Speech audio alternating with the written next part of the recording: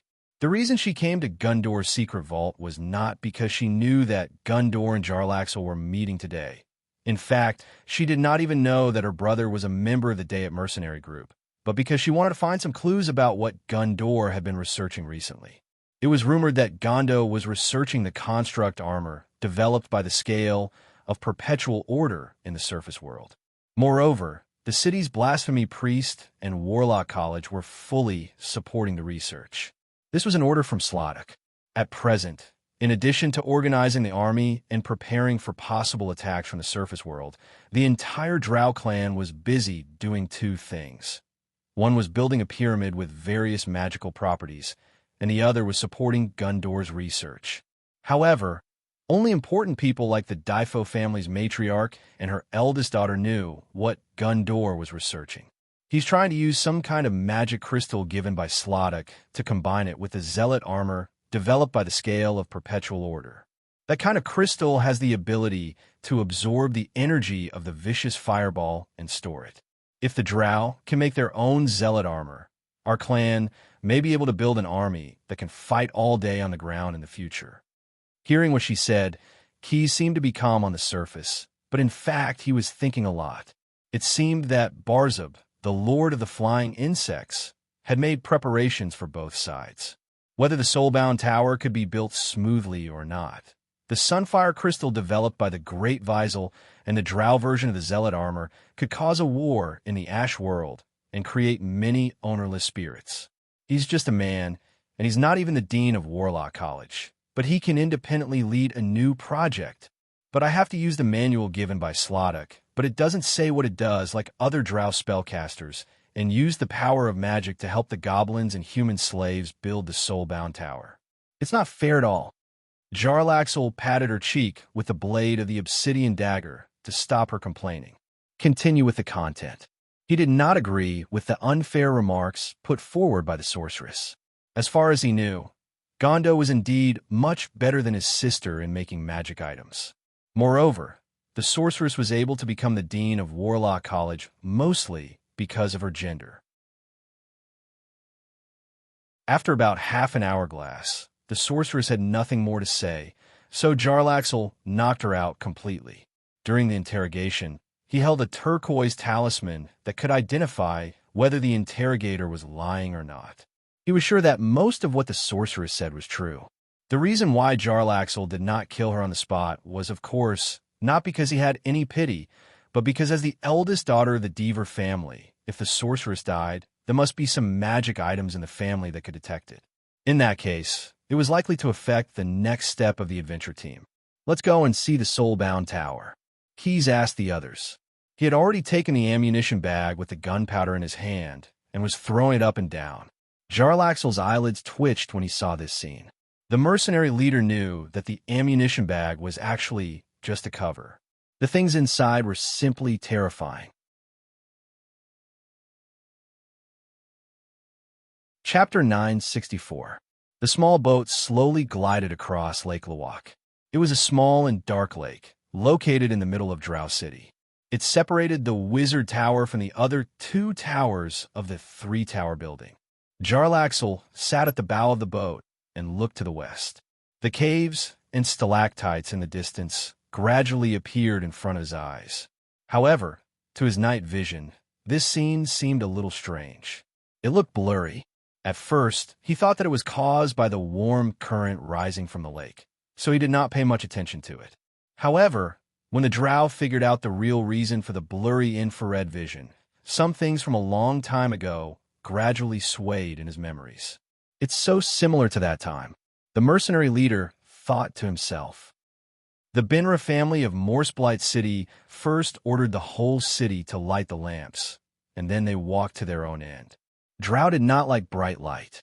This was not only due to biological reasons, but also due to more than 7,000 years of tradition. Back then, the old matriarch of the Binra family, who ordered herself not to die, went against the flow and called for the entire city to light the fire because she was driven by her own ambition. She wanted to unite the Drow in a city, to invade the surface and establish a dynasty named after her. She needed the Drow to forcibly adapt. When the orc sailor was rowing the boat, a series of horns sounded behind him. He finally had the time to organize his thoughts. Jarlaxle closed his eyes, trying to turn his night vision into normal light vision. He remembered the last time he came to this underground city. He saw the stalactites and the magnificent buildings. The intricate patterns on them were illuminated by flashing purple, blue, or red demonic flames. Suddenly, the small boat swayed, and the orc sailor's rowing horn came to an abrupt end. The mercenary leader thought that a few of his companions in the adventure team were causing trouble again, but when he opened his eyes, he saw a large ship passing by the small boat. The banana-like ship was very close to the small boat, so close that it was uncomfortable. Moreover, there was a blue-purple magic floating disc floating at the bow of the ship. That was the common mode of transportation used by the matriarchs. Metzbaratana. Jarlaxle recognized the emblem on the side of the banana boat. The Metzbaratana family was the first Drow family in this underground city. However, the position of this family was a little awkward. Although they were the first family, the current actual ruler of the wandering Drow clan was actually a group of blasphemous priests. Keys also sized up the banana boat, and just as the blue dragon youth in human form looked at it, Drow, who was standing on a magic floating disc, also turned his head. Matriarch Metzbaratana saw the boat and the male Drow on the boat. Jarlaxle had once again used some unknown magical item to change his appearance. She also saw the few cobras that he brought along. Mother Joie was suddenly suspicious. It was not surprising for a Drow to bring along a few slaves, but the equipment on these abandoned people was too gorgeous. No Drow would allow their slaves to have such good things, even the males who were known for their stupidity. She's a matriarch. She should be suspicious of us now.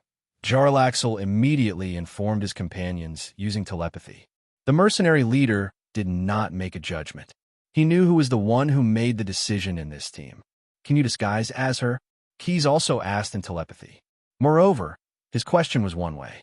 No problem. As long as I'm close enough, I will have enough time to observe the details of her clothes and appearance. Keys smiled and suggested to the group, "Let's go and rob that boat." He looked at the dwarf who had been squatting in the middle of the boat since he sat on the boat. His hands were holding the sides of the boat tightly. That boat is big enough. It is safer and more stable. It will not shake so much. When the digger heard this, his eyes suddenly lit up. He was so happy that he suddenly stood up and almost fell out of the boat. The orc boatman was just about to speak when Marsh Fezzik, who was standing next to him, slapped him on the neck. The orc druid directly knocked him out. This time I will go first. After that, Marsh Fezzik jumped into Lake Lawak. Everyone looked down from the water and saw that he quickly turned into a huge crab-like monster. His 8 legs were long and sharp, like curved spears. His entire body was covered with a shell full of sharp spikes. 2 large and fast pincers savagely slapped the surface of the water as if desperately wanting to clamp something in half. The orc druid had turned into a shark-eating crab. "Let's go too." Calder, the adventurous halfling, instigated. He could not wait to join the fun. "Idiot, sit tight. I won't save you if you fall." The dwarf patted the halfling's shoulder and pressed him to the middle of the boat. Keys took out his electromagnetic assault nail gun. "Grindel is right. Now all of you sit tight." As he spoke, the young blue dragon in human form pulled the trigger. As he spoke, he changed the electromagnetic gun to a special bullet. A steel nail with a string attached to the tail and a claw at the head flew out from the muzzle with a swoosh sound. After hitting the side of the target, Keyes held the gun in one hand and the string in the other, pulling the small boat towards the large ship at an extremely fast speed. The small boat drew a white line on the surface of the water, and in the blink of an eye, it even surpassed Marsh Fezzik, who had jumped into the water earlier. Oh, woo! Even with Grindel holding his shoulder, Calder still stubbornly raised his head and looked around. It was the first time the halfling experienced the feeling of riding a speedboat. He could not help but cry out in excitement.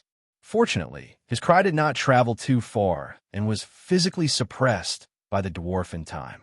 Jarlaxle took out a magic flute from nowhere, and after fiddling with it a few times, the space, including the two boats, was covered by a faintly rainbow-colored, soap bubble-like membrane. Before the membrane broke, not only magic communication, even sound could not be transmitted from the inside to the outside. The small boat drew a semicircle on the surface of the water and changed from a parallel state to a T shape before crashing into the side of the banana boat. Keyes did not have to worry about Jarlaxle and Calder. The mercenary leader and the great trap maker were far more agile than ordinary people. The shark-eating crab, who had just arrived, used its spear-like claws to poke at the side of the boat and rushed straight to the deck of the banana boat as if it was flat ground. Keyes held Grindel Millennium's shoulder with one hand and pulled the string with the other. Both of his legs kicked the small boat hard. He brought along a dwarf who was trying his best to hold his breath and not let out a roar as he boarded the deck of Metz Baratana's big ship. Chapter 965. Needless to say, the drow on the Metz Baratana family's ship knew that a battle was inevitable. A female drow warrior with a pair of swords attacked Karth. She saw that the other party was carrying a dwarf and was not standing firm. Keyes quickly threw Grinder to the side and swung his spear to hit the opponent's swords, letting out a long cry. The female warrior fought back fiercely for a while, but gradually her movements became slower and slower, struggling to cope with the tricky attacks of the bayonet on Drizzt's electromagnetic nail gun. She raised her sword and blocked the blow from the gun's handle on the right. She raised her sword, trying to stop the bayonet's slash. However, Quess's slash was just a feint. The only thing that rushed out was her own two swords. Once she realized that it was a feint, she stopped her sword and turned back to defend. It was too late. Keyes stomped on the enemy's knee, and the female, drow, immediately knelt on the ground. The next second, the bayonet sank into the gap of the delicate chainmail. He was now wide open, but the female warrior had no strength or life to attack again. The bayonet beautifully pierced her heart, and she lost everything. When Keyes pulled back the bayonet, she only trembled a little.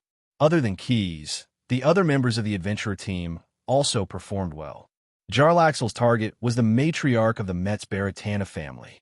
This experienced warlock did not even have the time to cast a spell before she was blinded by a flash bomb shot by the mercenary leader.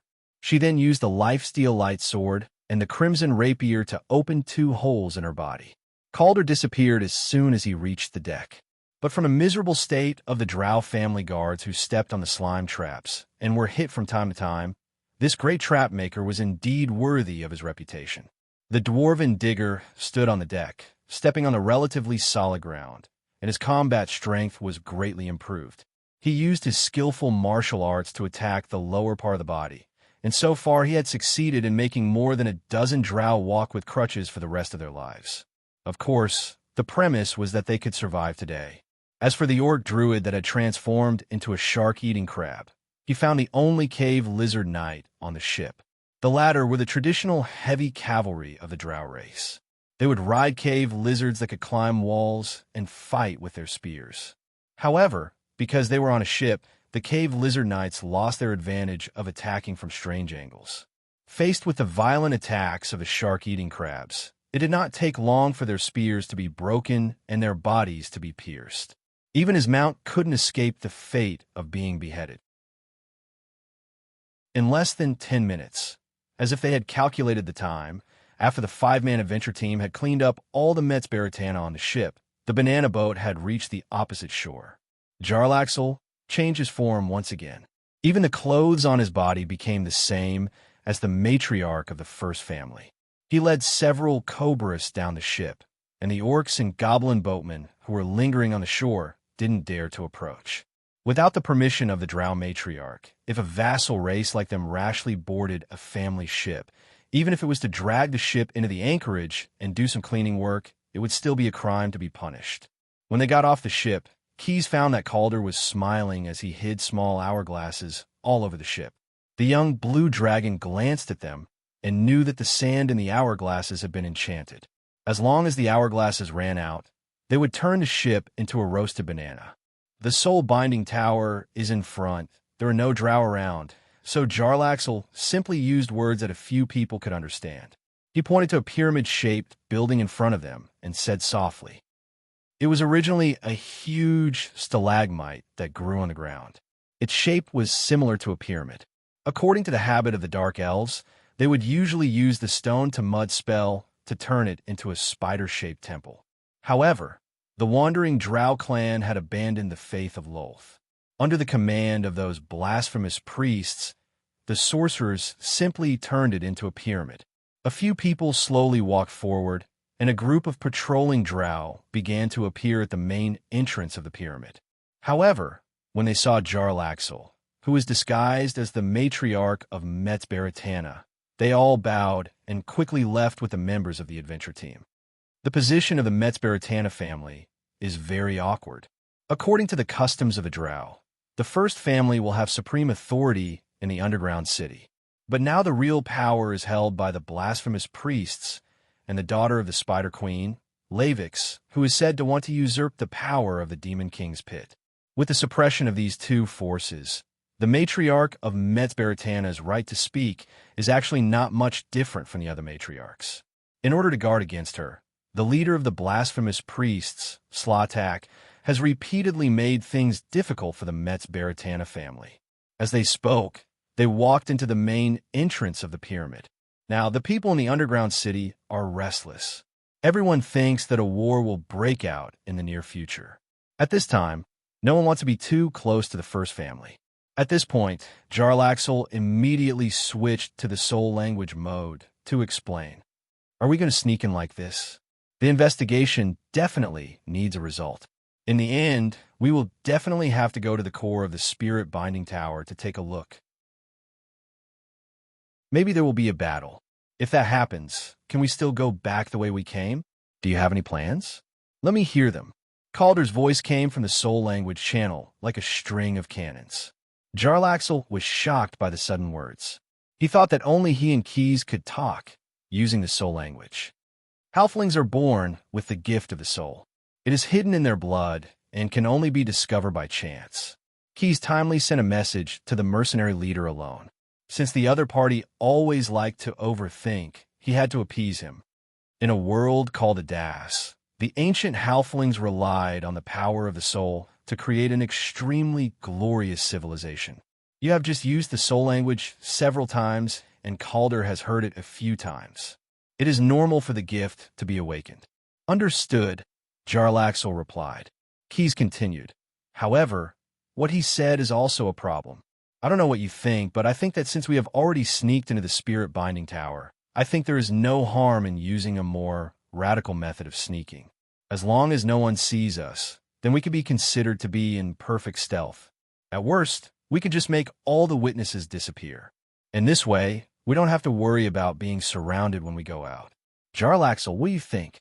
After listening to Key's words, the mercenary leader instantly came back to his senses. His bald head that was covered by magic was instantly covered in a layer of cold sweat. Good guy. So it was the kind of perfect stealth where no one sees us. This, logically speaking, was indeed impeccable. As you wish, Jarlaxle replied obediently. Chapter 966.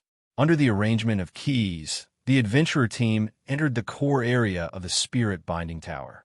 Even if no one raised any questions, the others knew that the final outcome of this stealth game had already been decided. Either it was a complete success or a complete failure. No matter how carefully he evaluated the strength of the young blue dragon, Jarlaxle believed that the latter's probability was infinitely close to zero, so he had nothing to worry about at this time. Marsh Fezzik had no opinion about the current adventure at all.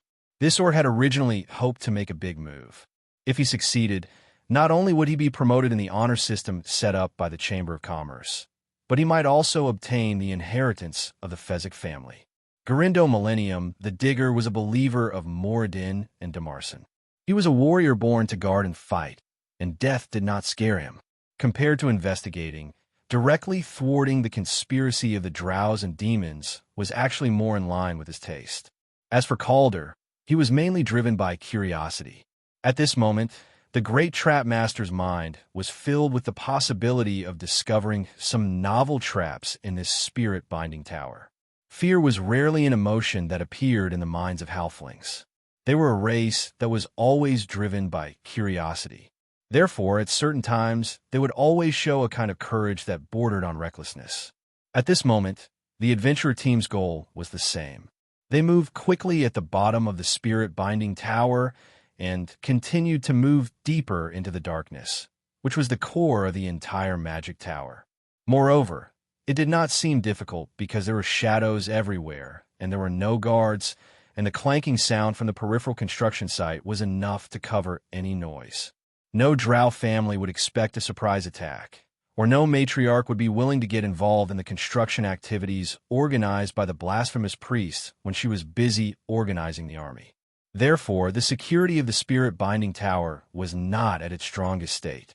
There, Jarlaxle whispered, and sneaked along the wall with a few people to the foyer of the courtyard building.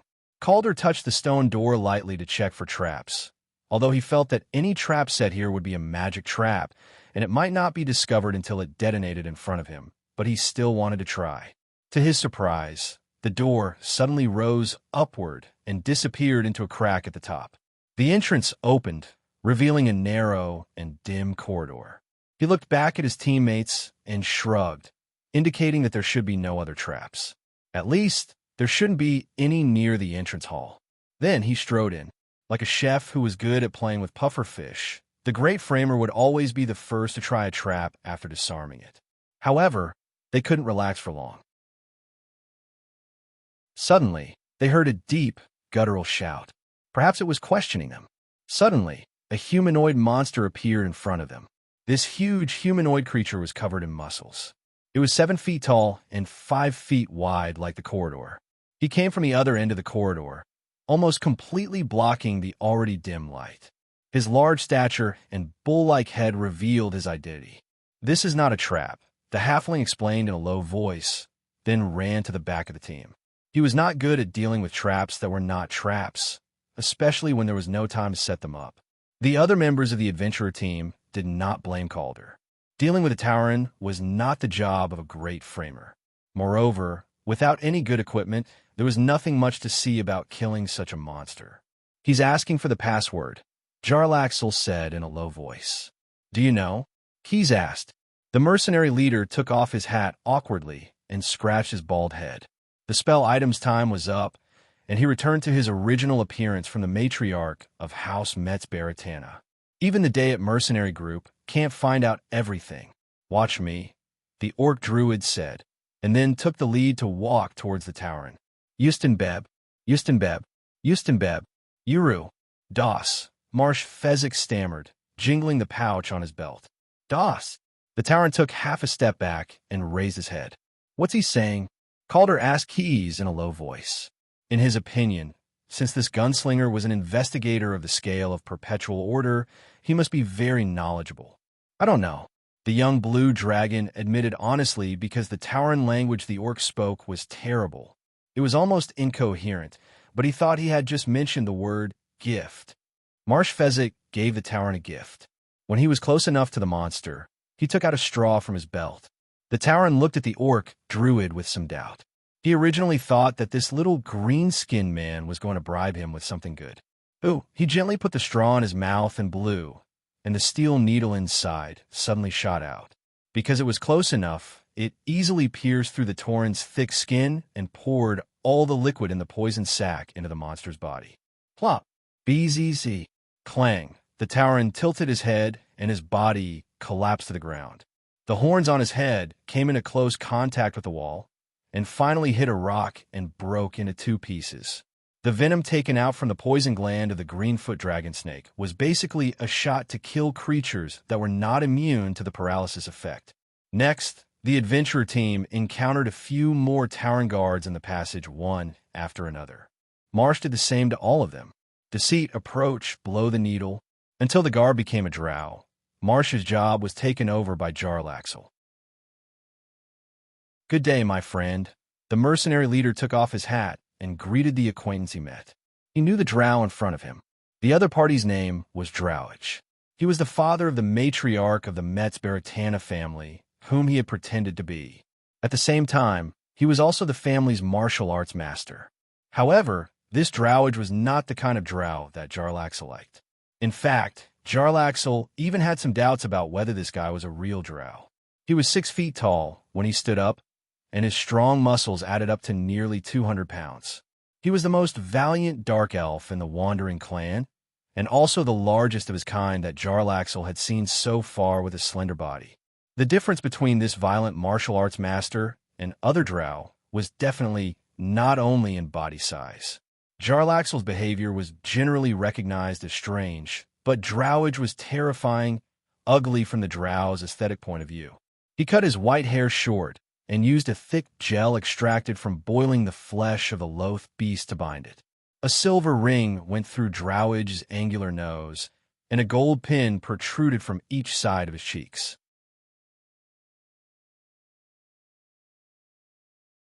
Chapter 9, 67. "You've crossed the line, Jarlaxle."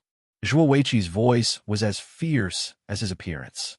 His weapon was a trident, not a scimitar or a longsword like any other drow. He wore a well-fitting black heavy armor, and a net, which was said to be a magical artifact, was hanging from his belt within easy reach of it. "Perhaps, but before you judge me," the mercenary leader said nonchalantly. He held a weapon in each of his hands, and a small part of his body was urging him to rush up and fight. However, Jarlaxle was still Jarlaxle. His self-control was far superior to the other dark elves. "Gondo, my old friend, must you use a spell to see through the long-range, scrying mirror?" As he spoke, a green sphere hidden behind Zhuoweiqi floated up, and a silver-white string hung from it. Then, a male drow appeared in the passage, holding the string as if he was sliding down a rope. "Long time no see, Jarlaxle." Even though Gundor chose to reveal himself, he still tried his best to hide behind Zhuoweiqi's human shield. He knew that his old friend on the other side of the passage was very skilled. Keys, who was standing behind, watched the scene with interest. Jarlaxle had said that Gondo was a member of the Dairut independent mercenary group under his command. But looking at the current situation, the loyalty of the drow race was indeed worrying. The demonic soul pot spell. Gondo did not hide anything and directly revealed the reason why he was here. "I heard everything that stupid sister of mine told you with the help of that spell. I didn't miss a single word. So this is your choice." Jarlaxle asked in return, but it was a declarative statement. "I don't want to be your enemy, and I have no intention of getting involved with those blasphemous priests. Those bastards who don't know the secrets of magic and only rely on their cunning and thievery to gain the ability to cast spells. However, I need their support for my research. They can give me many things that you can't." That is what every betrayer always says, in order to give himself good reason for doing so. Jarlaxle had encountered this many times before, so he wasn't surprised. "Maybe, maybe not. But you did appear in the wrong place at the wrong time, and you wanted to make an enemy out of the wrong people," the mercenary leader said as he brandished his sword. His intention was self-evident. "Kill him," said Gundor to Drudge. The swift and fierce drow martial arts master let out a strange roar. He swung the trident in his hand and charged at Jarlaxle like a bull. In order to appreciate the fight, Keys couldn't help but take a few steps towards the wall of the tunnel to prevent his vision from being obstructed. "Aren't we going to help him?" the subterranean dwarf asked. He could tell that Zhuoweiqi was not an easy opponent to deal with. "Let's wait and see. There's no rush." Keyes patted the wailing short musket at his waist, indicating that he could draw it and attack at any time. Then he looked at Zhuoweiqi again. There seemed to be something wrong with this drow. He was wearing heavy armor, but he didn't wear a helmet. His face was also smeared with red and yellow paint, like barbarian warriors. Although the meaning of these stripes couldn't be seen at first glance, they were clearly visible in both dark vision and normal vision.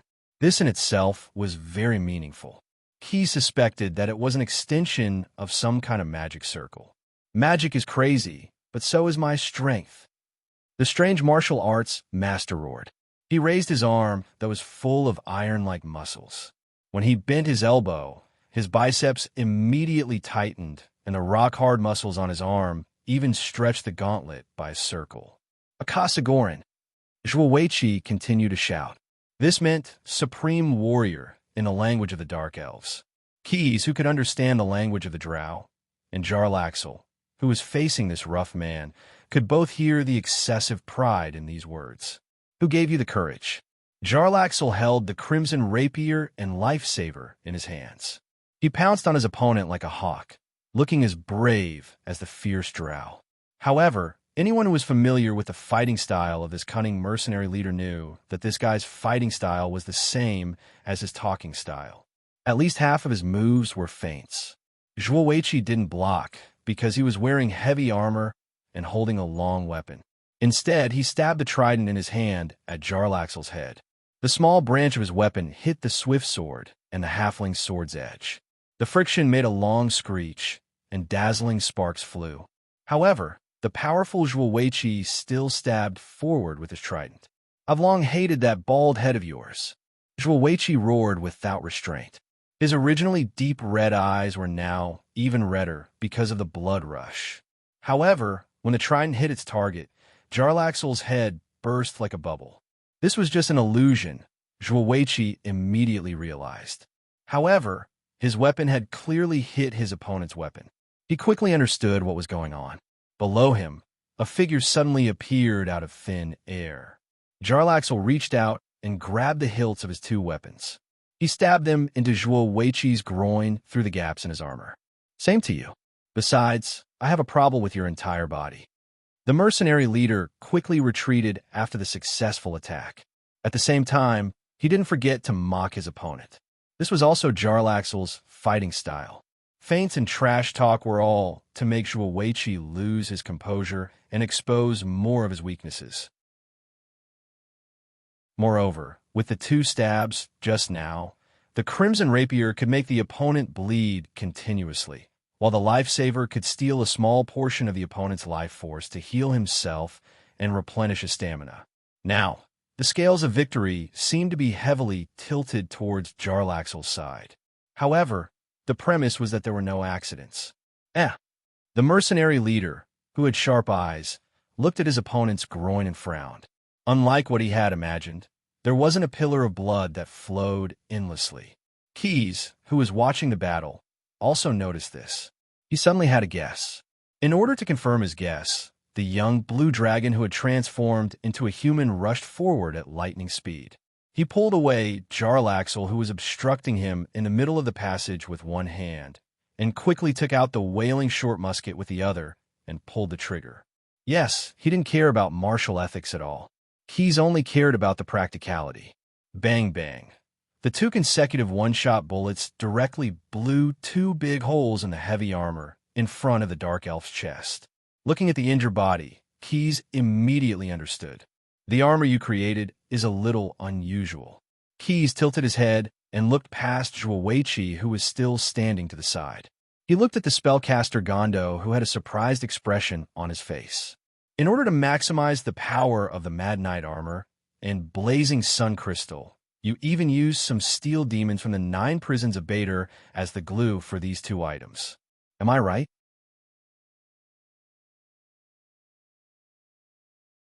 Chapter 968. There were too many thieves in the world who believed that the law of happiness was to happen upon an unguarded treasure. There were countless mages who searched for true power all year round. They found a magic scroll or a magic treasure, but it was far beyond their ability to understand, but they still tried regardless of the consequences, and as a result, they were destroyed by powerful magic. There were many priests in the world, as well as many devout sects, who only required obedient service for themselves and their followers. These people were destined to never find true happiness. Tripping over an unguarded treasure, an important factor was missing. When a small mage put his hand on the wand of chief mage, an element was missing. Obedient, unquestioning, and unambitious service was also missing a very important factor. That was the sense of accomplishment. For any rational person, this was the most important factor that constituted happiness. It was this factor that built confidence and allowed people to challenge bigger tasks. It was it that helped people find a sense of self-worth, made anyone believe in the value of life itself, and gave them the willpower to support us to face the unanswerable questions in life. In the Drow society, especially for male Drow, the sense of accomplishment was not difficult to obtain. Under the hierarchy built by the Dark Elves based on gender differences, their success was too likely to be rudely robbed by the opposite sex. The ability to defend their sense of accomplishment and the opportunity to find an anchor point in life was very rare for male Drow. The Dared Independent Mercenary Group was born because they found this pain point, or need. It was composed entirely of male Drow. The Drow who first formed the mercenary group were wandering Drow outside of their families. Under the leadership of Jarlaxle, they condensed into a force and became a symbol of another force in the Drow society besides their families.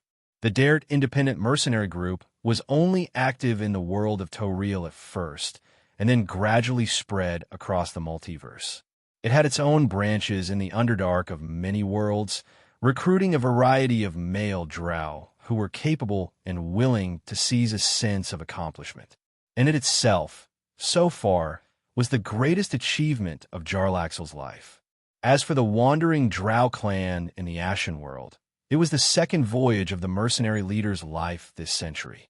The reason why his compatriots who had betrayed Loltha's glory were able to escape to the Ashen World was not only because of the blasphemous priest's leadership and the care of the Spider Queen's noble Lady Lavius, but also because of the efforts of the Dared Independent Mercenary Group.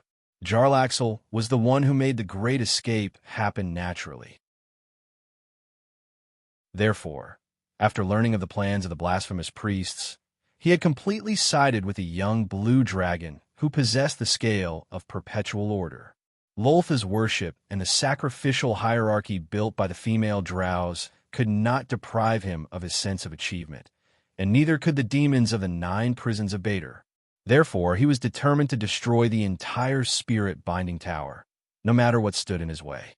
And when he saw with his own eyes Gondo, who had betrayed him, and this seemingly capable male Drow spellcaster used magic to create a guard, he felt angry. An unknown anger rose in the heart of the mercenary leader. You made the wrong choice. Jarlaxle's hands waved quickly. Thanks to the 2 mithril magic wrist guards on his wrists, his movements were always faster than others. You made a mistake in judgment, and you have to be responsible for it. 5 flying daggers, which were called garroting blades, shot out from his hands at once. It was not magic, but Jarlaxle's unique throwing technique. They bypassed Gundor, who was a martial arts master of the Metz Baratana family, whose body had been blasted to pieces by the Wailing Pike, and attacked the Drow sorcerer. Ustin Sargwheel, Gondo mocked disdainfully. This sentence meant arrogant fool, in the language of the Dark Elves. The Drow warlock was mocking his former leader, and his confidence came from the magically modified Dark Elven warrior in front of him. Although there was a big hole in his chest, Zhuoweichi could still move normally. The moment Jarlaxle raised his hand, the Dark Elven warlock pulled out a net from his waist and threw it behind him. This net, which was weaved from the spider's silk and enchanted with magic, opened to its largest extent in an instant. It firmly blocked the passage, and the flying daggers thrown by Jarlaxle could not pass through the gap above. Instead, they hit the net's magic, and after a flash of light, they were quickly bounced back. At the same time, Zhuoweichi let out another roar. The armor on his chest, which had caved in from the explosion, began to bulge on its own, and the bullet embedded in it was forced out. Flesh and steel were now indistinguishable from each other. Between the gaps of the armor, hot steam was spurting out. During the modification, Zhuoweiqi was subjected to a punishment comparable to death by 1,000 cuts. Of course, there was magic to prolong his life and suppress the pain that was enough to drive him insane. His original muscles were all removed by Gundor and replaced with a few sets of flesh and muscle taken from the fanatic armor to enhance his strength and agility. The original Mad armor was only an exoskeleton system. No matter how it was designed, there was a limit to the amount of flesh it could accommodate. The crazy Drow warlock used his own cruelty and imagination to solve this problem in his own way. In the end, he created a martial arts master who, at full power, had the strength of a giant even without the support of other spells. At the same time, he also had the agility of a dark elf. He was a powerful flesh and blood war machine. Not only that, but because Gondo had also successfully removed the armor of the Batsa Devil. In a sense, the armor of the Batsa Devil was its body, and fused it with Zhuoweiqi. Zhuoweiqi now had the self-regenerating ability of an underworld demon. Thanks to the flesh and blood, his regenerative ability was several times stronger than the original Batsu. The flesh and blood, the armor of the Batsu Devil, and the will of the Drow. The three formed a positive, optimized whole. How does he supply energy? Those flesh and blood need to absorb special nutrient fluids to recharge. He has never carried a nutrient fluid tank with him in his entire life. Keyes fell into deep thought as he watched Zhuoweiqi fight Jarlaxle.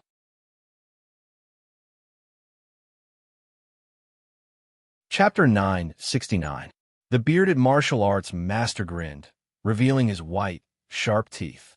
The corners of his mouth almost reached his ears. He felt the power from the eternal poisonous fireball, the power that the Drow feared. Not long ago, Gundor chanted an incantation, and something shocking happened to the adventurer team. A closed door at the top of the tunnel suddenly opened, and the light of the eternal sun shone down from the top of the tunnel.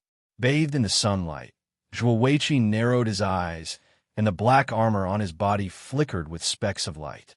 I see. Keyes instantly understood his doubts. He figured out how Gundor provided energy to his flesh, no longer relying on nutrient fluids, but on the blazing crystal to absorb sunlight. But this is underground. The sunlight can't bend and illuminate the entire cavern. How did he come out of that light to fight Jarlaxle? Gundor's next move once again explained the doubts of the blue dragon in human form. The Drow sorcerer summoned a mirror made of crystals. The surface of the mirror was covered with jagged protrusions. He placed it directly under the sunlight shining down from the top of the passage, and the sunlight was immediately distorted by 90 degrees and shone parallel to the passage where the adventurers were. Sand crumbles.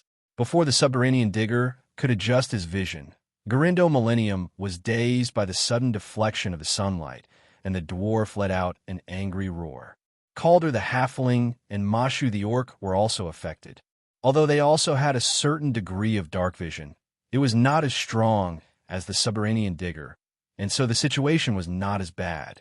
Keyes, on the other hand, was unaffected.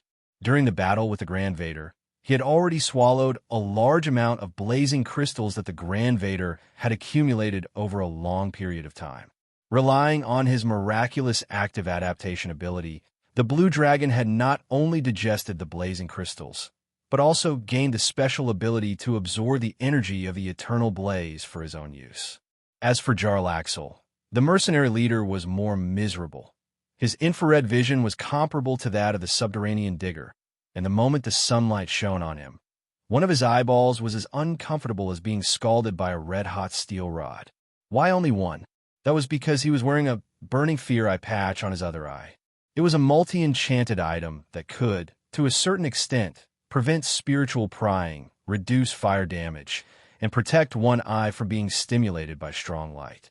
Every day, he would randomly put it on his left or right eye, which caused many dark elves to guess which eye he was blind in. Although he still had the strength to fight, Jarlaxle still decisively retreated.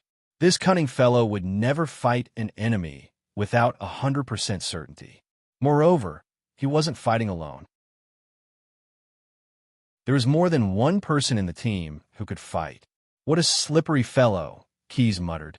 Then, with a click, he loaded the wailing short musket.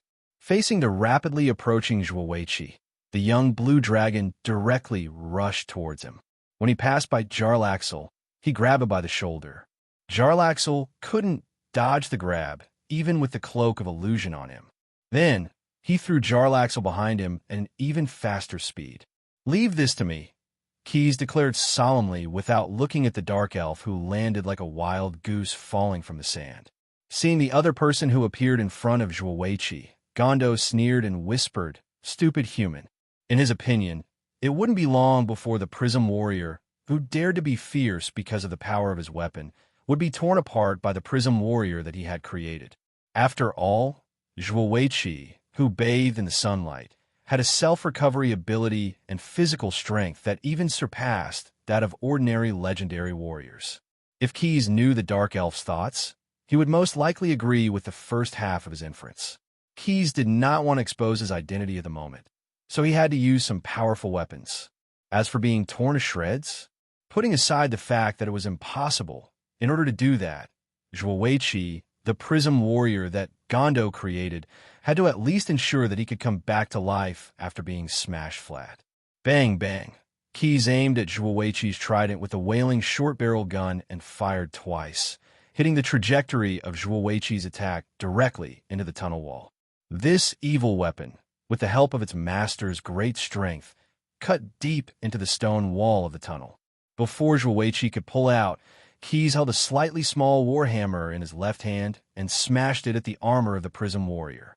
Breaking the armor with a warhammer was the right move, but Zhuoweiqi grinned viciously. He knew how tough his armor was, not to mention whether an ordinary hammer could break it. Even if it did, it would be able to recover quickly. However, the warhammer in Keyes' hand was no ordinary warhammer. It was called Hammer. Bang, crunch, thump, thump, thump.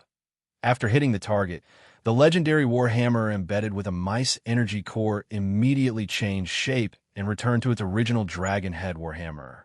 The teeth of the megalosaurus pierced deeply into the prism armor. Then, without needing Keyes to swing it, the warhammer was like the fuel or steam warhammers developed by the scale of perpetual order. The head of the warhammer suddenly turned into a pile driver. With the first hit, Zhuoweiqi was knocked to the ground. After that, he was unable to get up again. With the energy provided by the mice energy core to squander, the Dragon Head Warhammer used an extremely brutal frequency to continuously grind the Prism Warrior to the ground.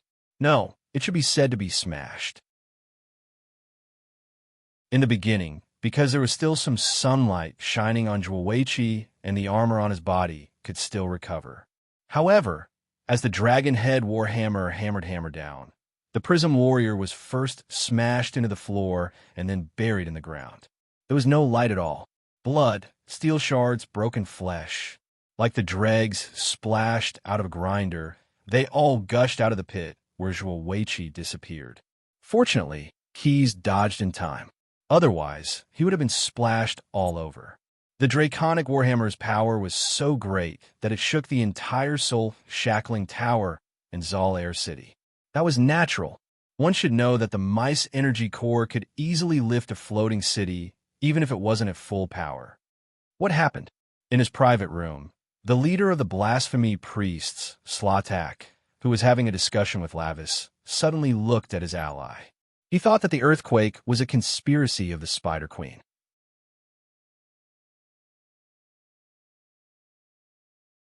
Chapter 970. Slatak sat facing the wall of the room, staring at a meditation basin carved out of agate stone. He squinted at the dark meditation potion and used it for divination. In addition, the blasphemy shaman had also prepared an accurate sand table of the underground city, which was placed next to the meditation basin. He cast a spell on a small feather.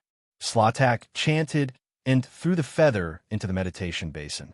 It fell on the surface of the water and rippled. Then, like a bird that had just finished drinking, The feather quickly swept up and flew straight to the sand table on the left. The feather floated in the air and skimmed over the sand table.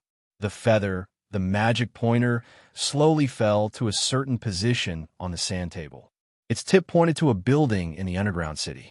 Starrick opened his eyes wide. How could this be? The blasphemy shaman could not believe it. Trouble had already infiltrated the spirit-binding tower that worried him the most. What were the guards doing? Where were the drow patrols at the door? Where were the Tower Inn, Earth Goblin, and Bugbear slave army? Are you done? The furious Spider Queen, who herself wasn't sure if she was truly angry at the indecisiveness of the castrated Earth Goblin in front of her, or she was just acting instinctively after centuries, stood in front of the blasphemy shaman, who was in deep thought. A shining whip flew out of her sleeve and smashed the feather floating on the sand table into pieces. Starrick raised his head, and the flame of the candle above his head rose 2 to 3 feet, fully expressing the mood of the blasphemy shaman. Even the worst practical action is 100 times better than sitting and thinking, because they had done enough, and if they did more, they might be attacked, so Lavis did not continue to provoke his anger. She added a common saying of the drow elves. Starrick opened his eyelids, revealing his strange yellow eyes. As you wish, noble lady. In the passageway leading to the core control room of the spirit-binding tower, the adventurer team had just stabilized themselves. They all looked at Keys in awe. Although it looked like the young blue dragon was using a powerful weapon, how could his strength be mediocre if he had such a powerful weapon? Marsh Fazak swallowed nervously. After all, this orc druid had grown up in the scale of perpetual order, so he recognized the dragon-head warhammerer. However, since that lord was unwilling to reveal his true identity, Marsh would not seek death by revealing this secret. Compared to the shock of the adventurer team, the drow Gondo, who was standing opposite of them, was overwhelmed with shock. When the trembling stopped, he immediately took out some rusty red iron shavings from a pocket of his robe and threw them at his feet. Iron wall. Gondo quickly chanted an incantation. Immediately after, a steel wall appeared in front of him. Although its edges were not perfectly aligned with the passageway, it was enough to prevent the enemy from passing through. This was his strategy. Gondo did not immediately summon a portal to escape because he was worried that he would be ambushed if he ran a short distance in front of the door. However, the drow seemed to have forgotten how the prism warrior was smashed into the ground. Keys waved his hand, and the hammer that had sunk into the ground flew back to his hand. In the next second, the dragon-head warhammer flew forward rapidly. Bang! The dragon-head warhammer smashed into the steel wall. Although Gondo's barrier was very thick and wasn't broken in one hit, the huge force still pushed it down. No! The drow cried out in despair. The wall, which weighed several tons, destroyed the teleportation door. Gondo, who was chanting a spell, did not manage to escape in time. He was smashed into the ground by the steel wall he summoned, and blood gushed out from all around him. Let's continue. Keys did not waste any effort to move the steel wall to pick up the loot that the drow might have. He heard the sound of footsteps coming from outside the passageway, and he immediately gave his opinion. As if it was natural, no one in the adventurer party objected. They continued to move forward at high speed. The few of them stepped on the collapsed steel wall and hurriedly passed by. Only the halfling Calder stopped for a moment and stuffed 2 or 3 of his own magic hourglass traps into a corner. A group of goblins and orcs quickly rushed in from outside the passageway. These humanoid creatures were the slaves of the drow, who ordered them to scout the way. After all, compared to the drow, their lives were not worth mentioning. Originally, in the evaluation system of the Dark Elves, the Earth Goblins should be the same as these humanoid slaves. However, because the current rulers of the Wandering Drow clan were blasphemous priests of the Earth Goblin race, the Earth Goblins were removed from the slave handbook. The 3 bugbears were in charge of commanding the 100 or so goblins and orcs. The bugbears were almost the largest goblin-like creatures. They were usually taller than normal humans, Earth Goblins, by a head. Their majestic bodies were like black bears that walked upright. The 3 bugbears were all covered in black fur. One of them was wielding a spiked mace, while the other was holding a round shield covered with leather. The small, milky eyes on their faces were gleaming with excitement as they anticipated the bloody battle that was about to happen. Goblins, earth goblins, and bugbears. Although the appearance of these three goblins was very different, they did indeed represent an evil faction. The evil of the earth goblins was orderly and well-planned. They liked to form legions, war gangs, and even an entire country. The evil of the goblins was primitive and ignorant. They just liked to find ways to satisfy their evil hobby, regardless of the race of the victim or themselves. The evil of the bugbears was the purest. All their actions were to create as much pain as possible and to try to kill. The more destructive, the better. The earth goblins killed for orders, the goblins killed for fun, and the bugbears killed to cause as much pain as possible to the victims and bystanders. Not only did they want to kill, but they also wanted to satisfy themselves and make others tremble. Kill, kill, kill. The leading bugbear sniffed. There was a large piece of broken floor in the passageway, and there was a collapsed iron wall not far ahead. Both places emitted a somewhat fascinating smell of blood. The monster could not help but lick his lips with his tongue. He raised his spiked mace and roared loudly. Right ahead, he urged his companions, as well as those around him. These guys swarmed forward, not noticing that some small hourglasses nearby had completely run out of sand.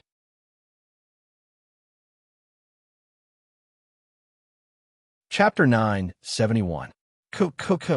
The halfling framer couldn't help but laugh when he heard the roar and the loud explosion behind him.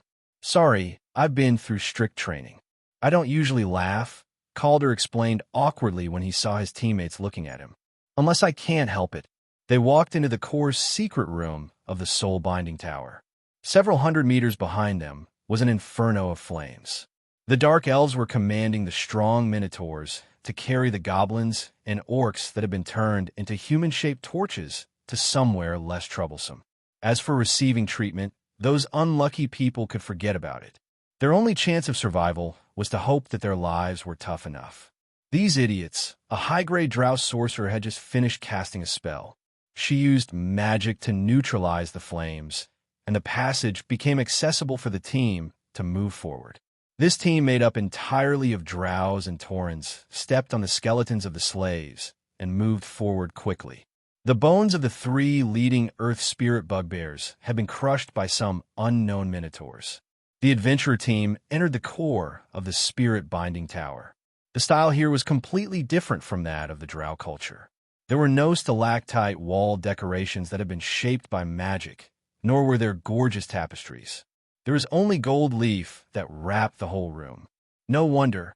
Jarlaxle immediately understood. Previously, this wandering drow clan had actively amassed wealth with the help of several corrupted Khedive. Many drow, including him, thought that it was mainly to collect gold so that they could smelt more adamantine ingots and upgrade their weapons. But in fact, through trading, extortion, and threats, although the wandering drow clan used many means to collect thousands of gold drow from the Medici Empire, considering the purchasing power of gold drow and their excellent quality, this was definitely a huge fortune. The gold did not seem to be fully used to upgrade weapons. Only the equipment of the matriarchs of several clans were replaced. Jarlaxle had originally thought that this was due to the greedy nature of the Dark Elves. However, as soon as he entered the secret room, he knew that he had made a wrong judgment. The gold had actually been fully utilized, and it was even insufficient. The whole secret room was filled with a lavender luster, which was like the tone of the drow nobles. However, it wasn't the demonic fire summoned by magic that lit up this place, but a magical device that floated in the middle of the room. It was like a lavender eye. Countless strands of golden threads stretched out from the walls in all directions, connecting to the huge eye as if they were strands of optic nerves. What formed the giant eye was pure energy. To be precise, it was a special kind of magical energy. Thanks to his years of study, Keyes recognized that it was soul energy. They really put in a lot of effort. The young blue dragon could not help but sigh. However, the capital he was talking about was not the gold in the room, but the huge eyeball in the middle of the eye. If he was not mistaken, the probability of this happening was almost zero. It was the core that gathered soul energy. It was a polished, spherical, perfect soul prism that was as long as an adult's arm. If the soul prism was the common currency of a lower realm, then the perfect soul prism was the most valuable hard currency. The value of such a large perfect soul prism was estimated to be equivalent to tens of thousands of normal soul prism. That was equivalent to tens of thousands of souls. If the difficulty of polishing it was taken into account, the price of this perfect soul prism would definitely be several times higher. Compared to this perfect soul prism that was definitely worth more than 3 million calamity coins, the gold foil and golden threads in this secret room were somewhat insignificant. Just as Keys was pondering, a portal shining with a light blue light suddenly appeared near the adventurer team. They hurriedly retreated a distance away. A graceful drow and a strange-looking earth goblin walked out of the portal. That earth goblin is the leader of the blasphemous sacrifice, Slatak, and that female drow is the noble daughter of the Spider Queen. Jarlaxle recognized them and immediately reminded everyone in the telepathic language. However, the two people who appeared in this secret room obviously recognized the mercenary leader from his extremely recognizable appearance. Lavis let out an angry shout. "Jarlaxle, you bastard!" Her voice seemed to be angry and resentful. If one did not know the reason behind it, one might imagine that there was a love and hatred between the two drow. But in fact, Jarlaxle was fine. He did not have any special feelings for the other party. Lavis only wanted to kill the mercenary leader thousands of times to compensate for the pain of her own death. "Leader of Dayet, you have crossed the line," Starrick said in a low voice. His voice was as choppy as a scythe cutting through a whetstone, causing one's eardrums to go numb. However, these two seemed to be too focused on Jarlaxle to the point that they ignored the others. Keys raised the muzzle of his wailing short pistol. He did not aim at the two enemies, but pretended to inadvertently fire at the magic eye in the middle of the room. Bang, bang. Double shots were fired, and 2 bullets flew towards the perfect soul prism. This scene scared the candle flame on Starrick's head. Sadder. Fortunately, this blasphemous priest chanted an incantation almost at the same time as the gunshot. In an instant, he displayed the power he stole from the gods and summoned an abyssal tarantula the size of a pot lid. It blocked the magic eye and the bullets. Without a doubt, before it could figure out why it was summoned, the unlucky spider turned into a pile of mud. At the same time, Lavis completed her casting. This noble lady of the Spider Queen also summoned some creatures. After dying once, she knew how dangerous Jarlaxle was. Although the mercenary leader was not an assassin, he was definitely the strongest assassin Lavis had ever seen. Therefore, she swore that she would not face this opponent alone. Relying on her own operation in the abyss, this noble lady of the Spider Queen summoned a Glabrizu and half a dozen Babu demons. The former was a powerful monster that was 20 feet tall and had 4 arms, while the latter was the most common assassin expert in the abyss. There was a tank in the front, an assassin in the back, and 2 spellcasters, Lavis and Starrick, as well as a group of elite dark elves who were about to reach this secret room. Lavis had a feeling that this wave should be in the bag. However, she forgot one thing. Casually raising a flag before the battle was over was definitely not beneficial. Reloading the wailing short musket with 2 unique special bullets, Quest fired at the Glabrizu, then casually aimed at a barbed demon and fired a second time.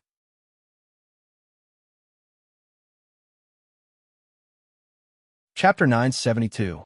Some people often had the misconception that they were at the center of the world, that the world revolved around them, and that they could revolve around them. People called this kind of thinking arrogance or self-righteousness. Arrogance would make people easily ignore the probability of failure, and self-righteousness would make people blindly certain that they were right. For example, after summoning more than half a dozen Tana Reet demons, the Spider Queen thought that there was no suspense in the battle. This was definitely a kind of blind confidence. In the end, Keys reversed the situation in the blink of an eye. 2 specially made bullets exploded. The smell of smoke and sulfur instantly rose in this secret room. The snake-scorpion demon Nemaku appeared in front of the Glabrizu without any warning, and a Hamar demon appeared in the group of barb demons. Whoosh! The Glabrizu's 4 arms, which were shaped like crab claws, smashed towards the opponent that appeared in front of him. His jackal-like head revealed a sinister smile. However, this smile froze in the next second. The snake-scorpion demon's hands were imbued with a malicious transformation technique, and it instantly pierced through the hard shell of the Glabrizu's claws and twisted them out of shape. The natural weapon that demons were most proud of was instantly torn out of its shell. Although the Glabrizu was no longer a weak Tana-wreathed demon, it still couldn't compare to a high-level Batsa demon like the snake-scorpion demon. In just one exchange, his strength had been crippled by at least 80 to 90%. Crab demon, Nemaku roared. Even if the snake-scorpion demon wasn't keen on bloody battles, as a demon, when he saw a demon, he still had a monstrous killing intent. Burn or steam. Choose your fate. The Hamar demon that was released by Keys from the Master Ball bullet also had a similar feeling. The demon covered in spikes opened his arms and gave a warm hug to a barb demon in front of him. Blood spurted out from the demon's body.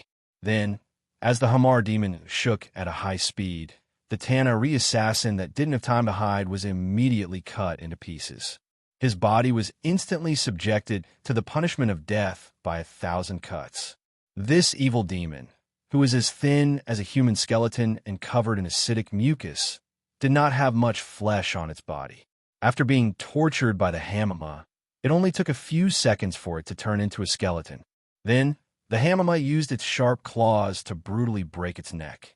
The pleasure of slaughtering demons was an irresistible pleasure for any demon.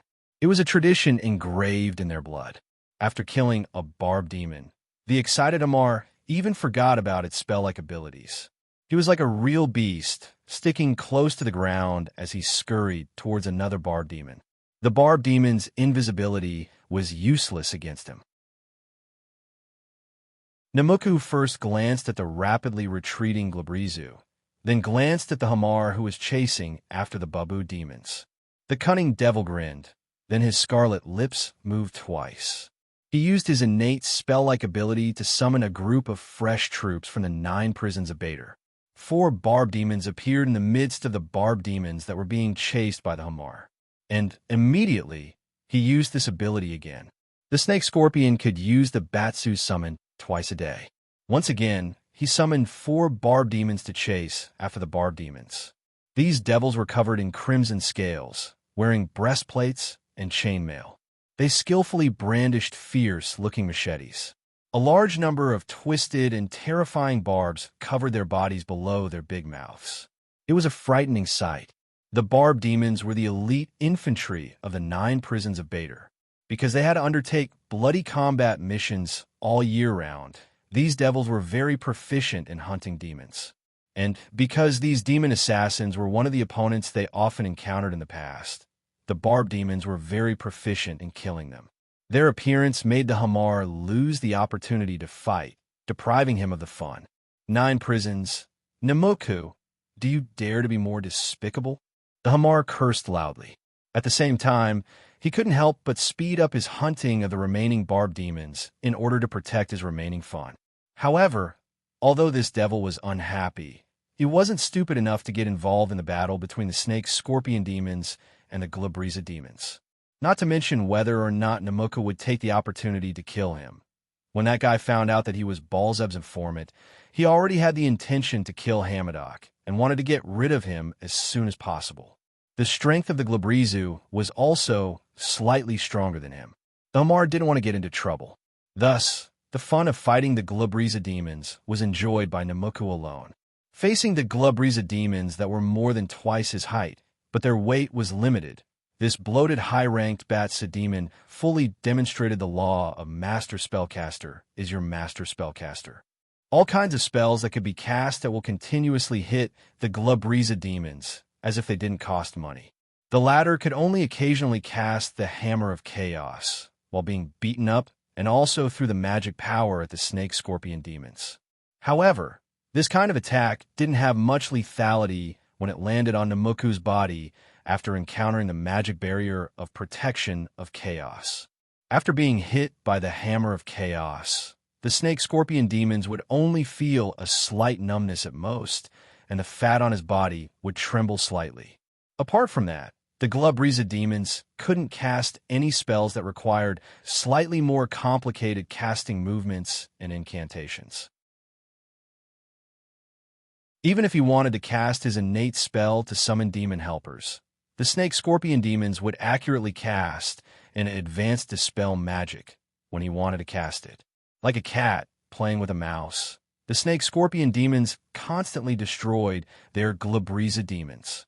After suffering a series of failures in the past few days, Namuku could finally breathe a sigh of relief. What should we do? Labis quickly gestured to Slatak. Her left thumb poked down forcefully, which represented a question mark in the sign language of the Dark Elves. When Keys summoned the Batsa demon with bullets, the eyes of the Spider Queen and the leader of the Blasphemy Priests almost popped out of their eye sockets. They were almost besieged by the adventurers. Fortunately, the allied army formed by the Drows and Taurens rushed in from the passage in time, and they quickly hid behind their own people. Because a large number of blasphemy priests and Drows were on the way, this army was now only confronting the adventurers. Yes, it was a confrontation. More than 150 Dark Elves, including more than 30 Cave Lizard Knights, plus 24 Tauren heavy infantry, were now confronting their opponents. You're tuning into the Warrior Lore YouTube channel. Don't forget to subscribe and join us on this journey to catch the most captivating stories.